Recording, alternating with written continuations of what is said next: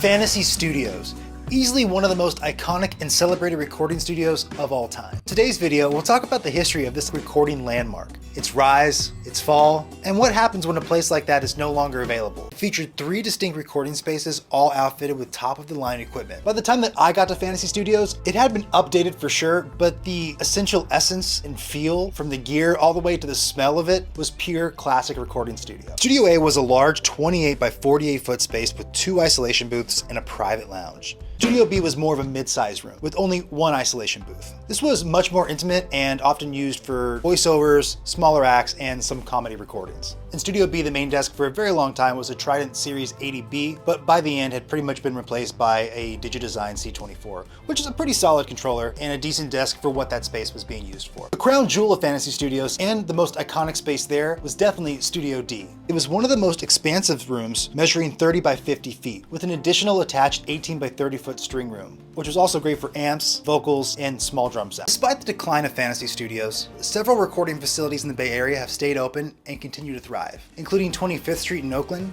as well as Prairie Sun out in Cotati, 2 of my absolute favorite places I've ever made music.